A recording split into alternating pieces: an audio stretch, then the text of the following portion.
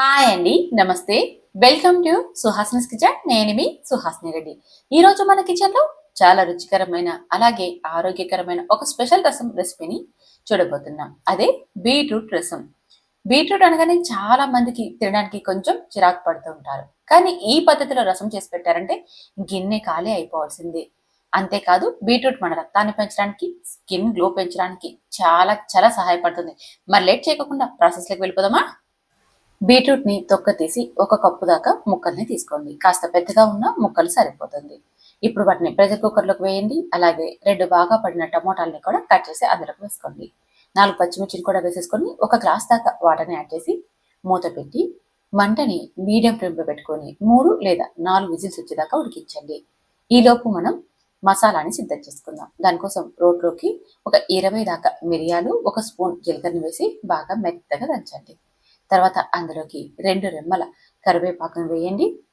తర్వాత 10 నుంచి 15 దాకా వెల్లుల్లి రెబ్బలు, ఒక పెద్ద సైజు ఉల్లిపాయను కూడా వేసేసుకొని ఇదంతా కచ్చా పచ్చగా దంచండి. ఫస్ట్ మిరియాలు జీలకర్ర మెత్తగా మెదిగిపోయింది కాబట్టి ఇప్పుడు మనకి ఉల్లి వెల్లుల్లి అనేది కాస్త కచ్చా పచ్చగా మెదిగిపోతే సరిపోతుంది. చూసారు కదా, ఈ విధంగా ఇదా మసాలాను సిద్ధం చేసి పక్కన చేసేసుకోండి. ఇప్పుడు మనం 4 విజిల్స్ పెట్టాం కదా, ఇక్కడ మీకు ఆవిరి మొత్తం పోయాక చూపిస్తాను చూడండి. మెత్తగా ఉడికిపోయాయి కదండి. 2 విజిల్స్ పెట్టినా సరే మనకి బీట్రూట్ చక్కగా ఉడికిపోతుంది. కాకపోతే ఇంకా బాగా మెత్తగా సాఫ్ట్గా అవ్వడానికి నేనైతే 4 విజిల్స్ పెట్టమని చెప్తున్నాను. తర్వాత వీటిని మిక్సీ గిన్నెలోకి వేసేసుకొని చూడండి, ఇలా మెత్తని పేస్ట్ లాగా గ్రైండ్ చేసేసుకోవాలి. ఇలా గ్రైండ్ చేసి పక్కన ఉంచుకోండి. ఇప్పుడు స్టవ్ మీద రసం చేసుకోవడానికి గిన్నె పెట్టి పోపు సరిపడా ఆయిల్ వేసి 10 దాకా మెంతులు అలాగే ఒక హాఫ్ టీ స్పూన్ దాకా ఆవాలు వేసుకొని చిటపట్లాడుతున్నప్పుడు ఇందులోకి మనం దంచి పెట్టుకున్నాం కదా, ఆ మసాలా ముద్దను వేయాలి. జీలకర్ర వేయకండి, పోపులోకి మనం ఆల్రెడీ మసాలా ముద్దలోకి వేసాం కదా, ఆ జీలకర్ర సరిపోతుంది. ఈ మసాలా ముద్దని కొన్ని సెకండ్ల పాటు వేయించండి. లో ఫ్లేమ్లో పెట్టి వేయించండి. తర్వాత ఇందులోకి చిన్న నిమ్మకాయ సైజంతా చింతపండును గుజ్జు తీసి వేసేసుకోవాలి.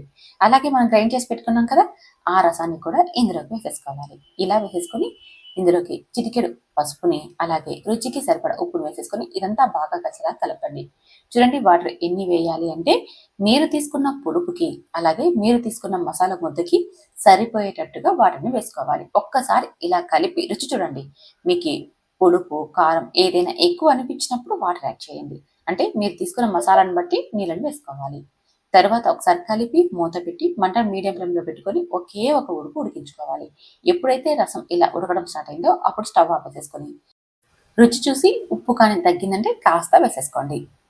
కొద్దిగా కొత్తిమీర తరుగును కూడా వేసేసుకొని ఇదంతా బాగా కలిసేలాగా కలిపి స్టవ్ మీద నుంచి దించి సర్వ్ చేసేసుకోండి. చూసారా, ఎంత సింపుల్గా తయారు చేసేసుకోవచ్చు. ఇందులోకి మనం హెవీగా మసాలా కానీ స్పైసీ కానీ యాడ్ చేయలేదు కదా, మీరు ఈవినింగ్ టైంలో సూప్ లాగా కూడా తీసుకోవచ్చు అనమాట. ఇప్పుడు వర్షాకాలం కూడా వచ్చేసింది కాబట్టి మీరు ఈవినింగ్ టైంలో ఇలా సూప్ లాగా తయారు చేసేసుకోవచ్చు అండి. ఇక అన్నంలోకి ఇది రసంలాగా కాదు, మజ్జిగలాగా పోసుకొని తినచ్చు. అంత రుచిగా ఉంటుంది.